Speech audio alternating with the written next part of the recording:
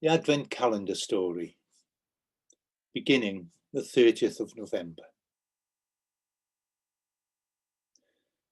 On the day it began, Sam dragged himself out of bed, late as usual, savaged his face in 3 places while shaving. Memo to self, he mumbled to his imaginary PA. Try to wake up before scraping blunt razor over spotty chin. Change blade, at least once a year.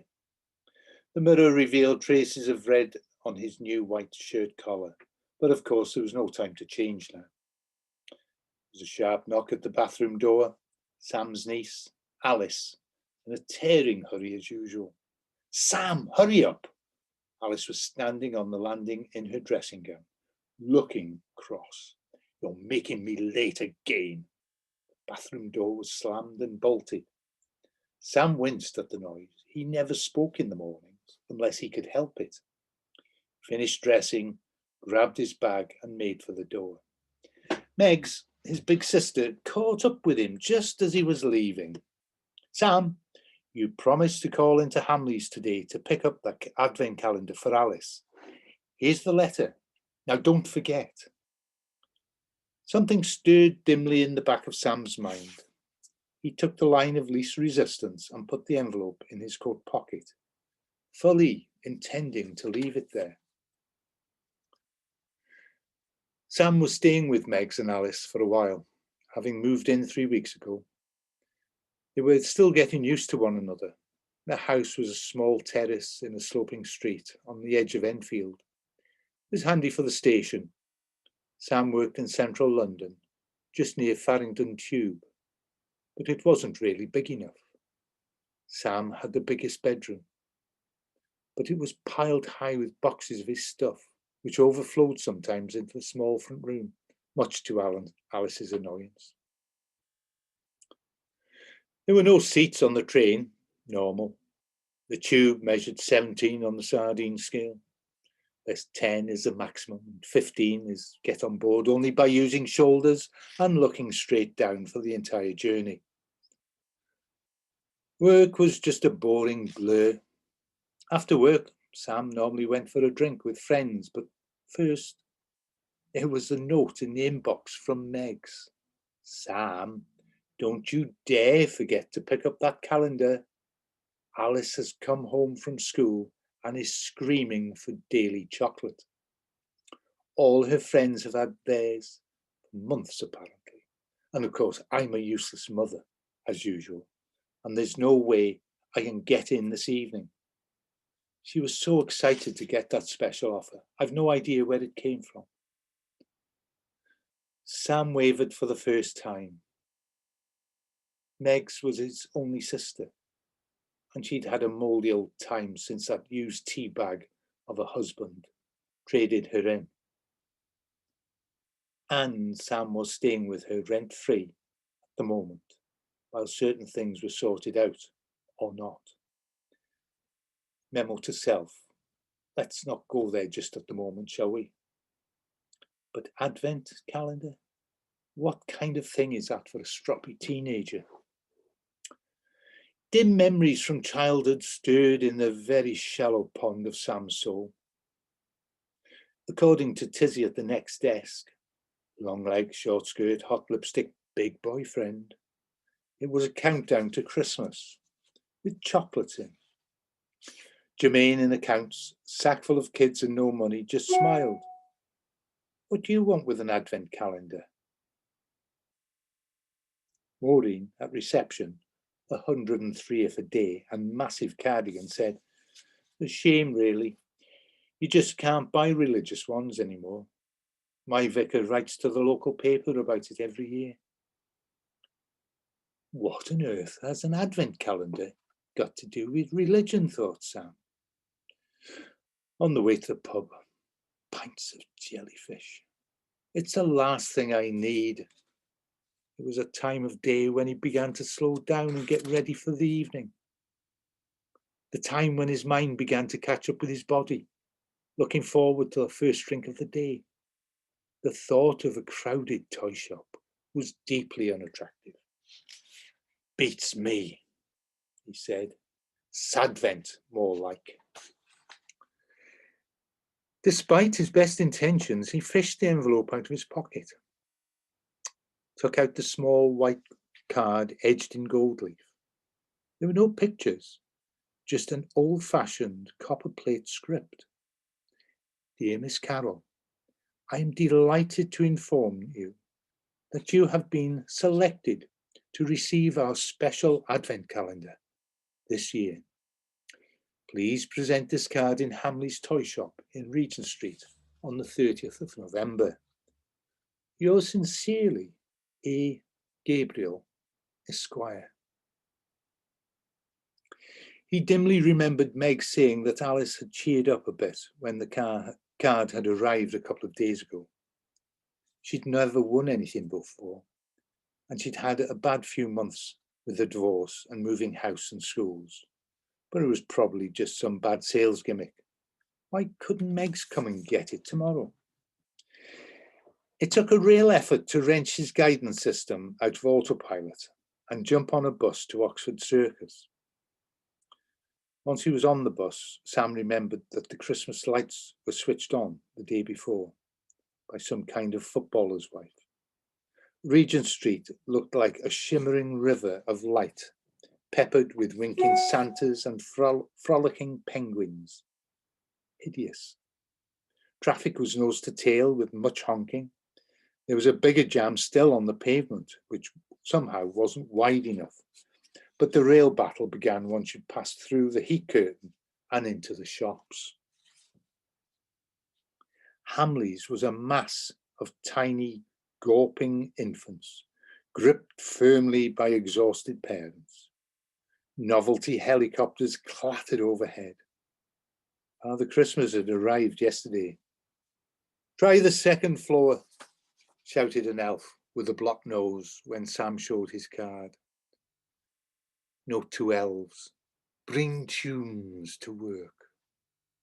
Note to self, say no to big sister more often, thought Sam, longingly for the normal booth in the pub and the first pint of the weekend. Progress up the escalator was blocked by a humongous stuffed camel, clutched by an embarrassed 30-something. He was complaining to his wife over and over in shrill tones, like a parrot on steroids. 50 quid this cost me. She wanted it for months. 50 quid. Still, it's only once a year, isn't it? Once too often, if you ask me, muttered Sam, staring up the camel's backside 3 inches from his nose. Note to self, no kids, ever. And if kids, then leave home for Christmas. Suffering centipedes, look at that crowd. Elbows to the ready, Sam squeezed and shuffled through the Department of Cuddly Toys and the Ministry of Mechanical Models. There were still no signs of advent calendars. He looked again at the card, then looked around for some kind of information desk. There was a jolly green goblin at the top of the escalator. Try the information desk, she said, over by the bear factory. There was a bit of a queue. Sam listened impatiently to elaborate requests about Meccano, spare parts for radio-controlled airplanes, and DIY chess sets. Checked his watch, cleared his throat, and tapped his foot. Come on, come on! At last, an assistant was free. Advent calendar department, please. Chocolate ones, he said, smiling and waving his card at the assistant. I'm sorry, sir, the assistant began. Hamley's doesn't sell countdown calendars. Countdown calendars, said Sam. I wanted an advent calendar. We're not allowed to call them advent calendars anymore, said the girl in a low voice, glancing right and left. It's not inclusive or something. They're called countdown calendars now, but we don't sell them anyway. Sam thrust the card under her nose.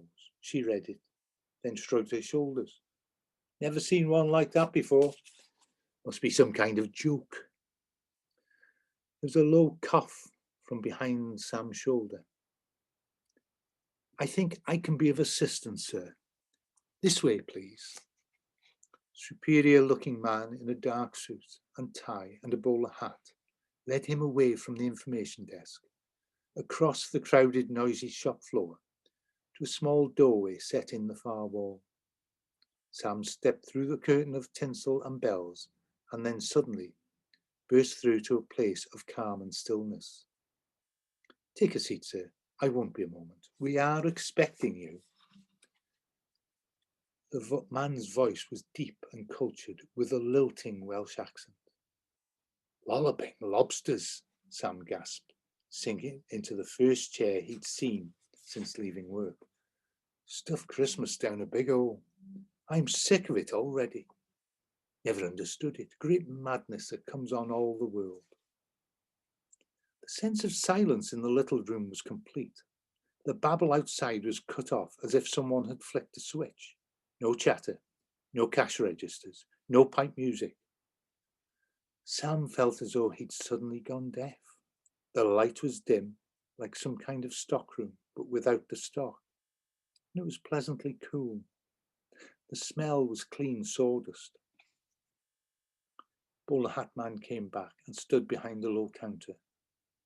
Between them was a large brown parcel tied with string. Here it is, sir, all ready for you, the advent calendar. I hope you like it. Thank you, said Sam, not quite knowing what else to say. It was larger than he'd expected. It was square and about the size of a very large picture. There must be lots of chocolate in there. Oh, I doubt it, sir. I doubt it, although you can never be quite sure. Sam didn't quite get that. But the man was so solemn. He didn't like to ask questions. And time was getting on. Is there anything to pay? Not just at this moment, sir. Nothing to pay. You will be careful, won't you, to open the doors on the right day. Otherwise, things can get, well, a bit complicated, and we wouldn't want that, sir, would we? I suppose not, said Sam, humouring the man. What could go wrong with a chocolate calendar? We'll need a mobile phone number, sir, if that's all right, for the texts. It's really important to open them at the right time. Sam scribbled his number down without thinking. Alice had one, but it was broken. She was hoping for a new one for Christmas. And there's a helpline this year for the first time, said the man proudly, as he held back the curtain for Sam to leave. Just dial 266 433 555 in case of complications. It works from any phone and it's free. Here's my card. Thanks, Mr. Gabriel, said Sam, puzzled looking at the small business card. I don't expect we'll be needing it, but good to know you're there. Must be off. Goodbye, sir. See you again. Oh, I doubt that, said Sam, as he pushed through the curtain of tinsel, out into the main store again, blinking in the light. The large brown parcel was secure under his arm. It was surprisingly light, like a large sheet of cardboard, but very awkward to carry. He looked at his watch. Bother and bananas. Should be joining his friends to get back to Alice and Meg's. Just one for the road. Well, it was Friday after all. Christmas cheer and all that. Sam smiled in triumph as he saw the camel man still in the queue for stuffed bears as he rode the escalator to freedom and the weekend ahead.